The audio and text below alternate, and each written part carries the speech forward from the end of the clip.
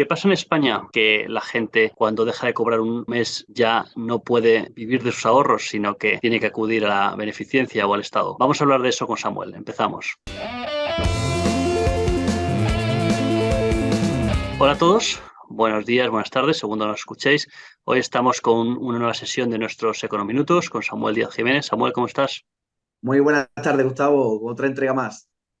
Otra entrega más, estamos encantados de tenerte aquí otra vez y hoy vamos a hablar del ahorro. El proyecto Value for All lo creamos inicialmente para hablar sobre cómo invertir y claro, para invertir primero hay que ahorrar, ¿no? Y una de las cosas que siempre hemos hecho mucho hincapié en los vídeos, en los podcasts, en los artículos, es que hay que intentar tener un ahorro equivalente a 6 meses de tus gastos corrientes, ¿vale? Esta idea la hemos tomado de Gregorio Hernández Jiménez, no es una idea nuestra, pero nos parece una buena recomendación el poder tenerla asegurado que pase lo que pase, puedas tener, digamos, confinamientos o puedas tener momentos que te quedes en el paro o puedas tener momentos en que estás enfermo o que te puedes coger incluso hasta una excedencia de unas semanas o de un mes si lo necesitas y que el dinero no sea una preocupación acuciante, ¿no? El dinero siempre nos va a preocupar, pero que no sea una preocupación de totalmente que nos quite el sueño por las noches. Por eso es importante tener ese pequeño colchón. Pero no es así el caso general de los españoles, sino que hay veces que se ha visto cuando ha habido confinamientos y la gente ha dejado un tiempo, se ha quedado un tiempo sin cobrar porque le han metido en un ERTE y el Estado ha tardado en pagar ese ERTE, pues se ha podido ver, yo lo he podido ver, cómo gente de mi entorno ha pasado malos momentos por no tener ese colchón de ahorro y estar un mes y medio, 2 meses sin ingresar dinero, les ha supuesto eh, un problema muy grave, ¿no? Entonces, bueno, quería pasarte la pelota, Samuel, y quería preguntarte, ¿qué opinas tú de ese dicho de Milancio Bastos, que por cierto le felicitamos desde aquí por su premio del Instituto Juan de Mariana 2023, el premio a la libertad que le han concedido, que tiene esa frase que dice ahorro y trabajo duro? ¿Qué piensas de eso, Samuel? Bueno, en primer lugar, gracias por la invitación, como siempre, y enhorabuena al profesor. Y después esa frase del profesor, bastante profunda, una reflexión muy profunda, porque al final cualquier sociedad cualquier sociedad debe tener la base como base, una gran estructura de ahorro, porque como bien has dicho, al final el ahorro que contiene una sociedad en el futuro se transforma como consecuencia en inversión. Y esa inversión al final atrae prosperidad a la economía, prosperidad al país, que cae en cascada en todas las capas de la población. Y al final, con esa también frase que decía al principio, que el español vive a un mes de la quiebra, que es buenísima esa frase, y es buena porque muchos, cuando nos estén escuchando, dirán, claro, Gustavo y Samuel a lo mejor es que tienen trabajos que les permiten tener un ahorro más grande, tal, o a lo mejor están hablando para otro público y no, se equivocan, porque al final estamos hablando para todos los españoles y para todos los ahorradores. Y esto lo decimos porque ya hay economistas y ya hay estudios que dicen que el ahorro, la tasa de ahorro de los españoles ha caído en picado en cuestión de 10, 15, 20 años. Pero en picado, o sea, ha caído, me atrevería a decir, entre un 70, un 80, un 90, o sea, ha caído una barbaridad, ha sido un desplome absoluto. Y eso, no metiéndonos en los temas de los incentivos fiscales, porque eso ya lo hablaremos luego, pero es que gran parte de los españoles por un tema muy profundo, como decía, de educación, desde que somos pequeños, al final no caemos en la responsabilidad, no caemos en ver que nuestra responsabilidad es ahorrar para un futuro, ahorrar para construir un cinturón de seguridad para imprevistos, para, bueno, no sé, cualquier tipo de inversión inmobiliaria, para, no sé, para dejar un legado a nuestros hijos, para, no sé, lo que sea, lo que a cada uno se le ocurra, ¿no? Porque al final tenemos súper integrado y tenemos muy, muy metido en la mente que el Estado va a invertir por nosotros y ya lo hace. O sea, con nuestras cotizaciones sociales, con nuestras pensiones, con la sanidad, con la educación, y nadie se le pasa por la cabeza cuestionar si esa inversión que hace el Estado por nosotros es buena o es la mejor, ¿no? Hay una cuestión y es que en realidad no es que el Estado ahorre por nosotros, invierta por nosotros, sino que más bien se compromete o promete, te hace la promesa de que en el futuro con los presupuestos generales del Estado de cada año, habrá dinero para pagarte una pensión, ¿no? Entonces yo creo que eso tenemos que utilizar las palabras apropiadas, porque en realidad las pensiones no proceden de una inversión que el Estado ha hecho con nuestras cotizaciones sociales, sino que nuestras cotizaciones sociales se han ido gastando para pagar a los pensionistas en ese momento, ¿no? Entonces, en realidad, las pensiones son una transferencia que van a depender en gran medida de las disponibilidades del Estado y que si en algún momento tenemos que oír que no hay disponibilidades, pues eso será lo que nos tocará oír y no habrá mucha más cera que pueda arder que no sea eso, ¿vale? Por eso siempre dice Gregorio que en realidad las pensiones se parecen mucho más a una transferencia por caridad o por, digamos, el dinero que se le da a a, a la gente que vive en la calle, se parece mucho más a ese tipo de dinero que se le da a la gente para que pueda salir de la calle que a digamos, a una contribución que provenga de una inversión ni nada. O sea, que en realidad es una ayuda que el Estado te da a cuenta de los presupuestos, ¿no? Y Y entonces, de hecho, Gustavo, la clave, una de las claves las que estás dando ahora mismo es que es una promesa de pago. O sea, al final, no es que el Estado ahorre directamente o te diga, tranquilo, ahorrador, no te centres en el ahorro, porque ya estoy yo que voy a velar por eso, ¿no? Simplemente es una promesa de pago futura que se dará o no se dará según los presupuestos, como bien dice, los presupuestos generales del Estado de cada año. Y que como vemos en las pensiones, ahora en la última reforma que ha habido, al final el Estado está recortando de media cada 5 años las condiciones que se regían para las pensiones de ese año. Porque, por ejemplo, un dato muy rápido, antes el cálculo de la base de cotización que se cogía eran los últimos 15 años y ahora ya son los últimos 25. Son un recorte encubierta porque obviamente una persona en su vida laboral los últimos 15 años habrá obtenido salarios y remuneraciones mayores que en sus últimos 25, ¿no? Entonces, no es que ahorren por ti y que te quiten parte de esa responsabilidad o corresponsabilidad, sino que es una promesa de pago que veremos a ver si se cumple o no se cumple, ¿no? eso es el problema de los sistemas de pensiones que no son de capitalización, ¿vale? En un sistema de pensiones de capitalización sí uno puede pensar que hay un dinero que se está guardando y que es tu futura jubilación, ¿vale? Entonces aquí tenemos una cosa muy clara, ¿no? Tú naces y cuando naces el Estado está ahí, ¿no? Para cuidarte ayudarte a nacer y cuidarte con esos primeros días con la sanidad, ¿no? Creces y el Estado está ahí para darte la educación, ¿no? Y la gente no se plantea que eso no pueda, que no deba ser así o que haya una alternativa a eso, ¿no? Creces, te haces mayor, enfermas, otra vez la sanidad y te jubilas y entonces el Estado te cuida, ¿no?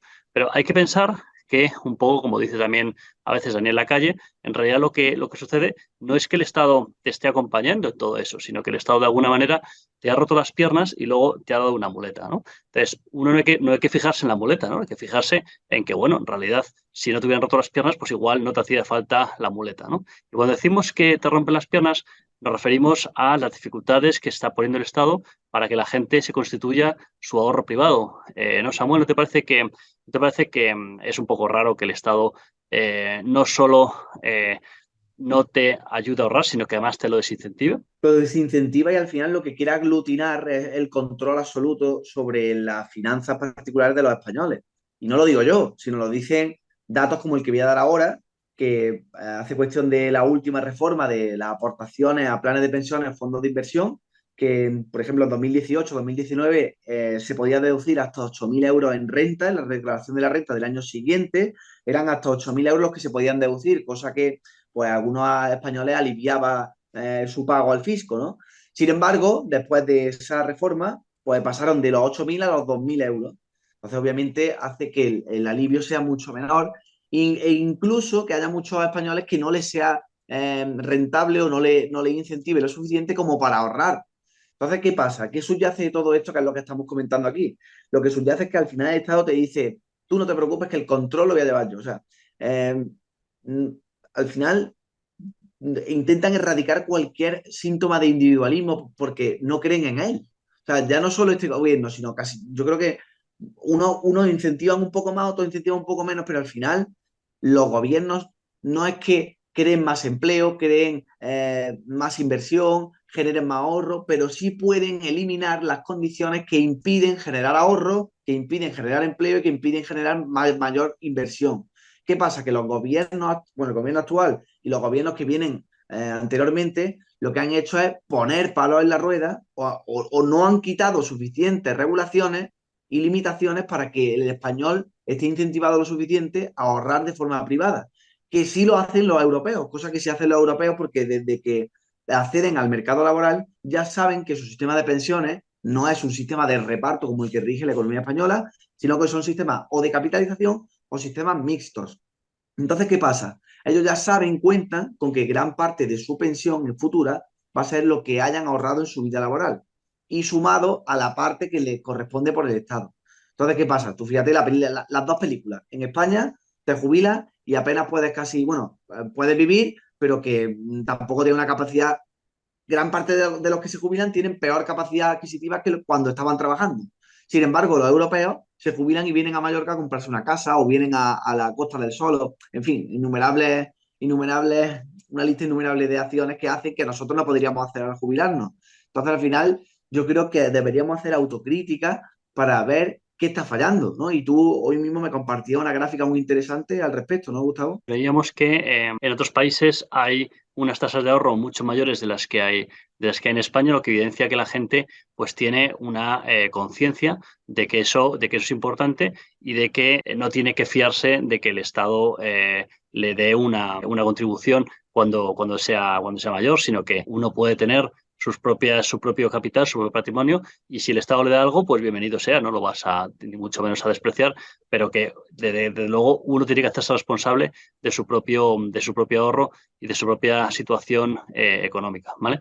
En ese sentido también, yo creo que en España es una pena que se haya perdido el apoyo a la compra de la primera vivienda, ¿no? La desgravación por la compra de primera vivienda, que es de alguna manera lo que permite que la gente o le anima a la gente a disponer de activos reales que te pueden proteger de la inflación, ¿no? Y que convierte en España en un país de propietarios en el cual, bueno, pues oye, a falta de dinero líquido ahorrado, pues por lo menos el haber hecho, digamos, ese esfuerzo de comprar la vivienda, pues por lo menos algo te puede proteger de malas circunstancias, y ese también es una de las ayudas que también se han perdido en la última década o década y media.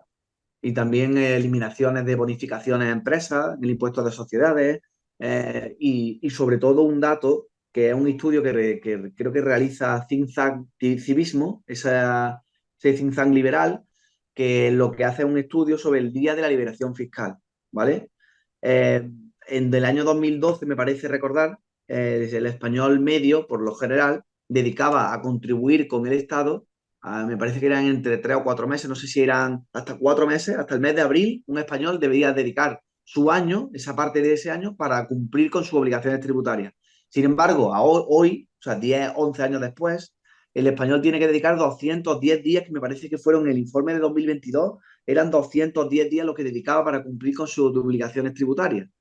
¿Eso qué quiere decir? Que al final, yo creo que si le pregunta a cualquier español por la calle, cualquier ciudadano, te va a decir que sus comodidades que le brinda el Estado, su bienestar social, su bienestar con respecto a los servicios públicos, no ha mejorado en demasía y sin embargo sus obligaciones, el tiempo que tiene que cumplir para saldar sus obligaciones con el fisco, cada vez es mayor, de hecho se ha más que duplicado.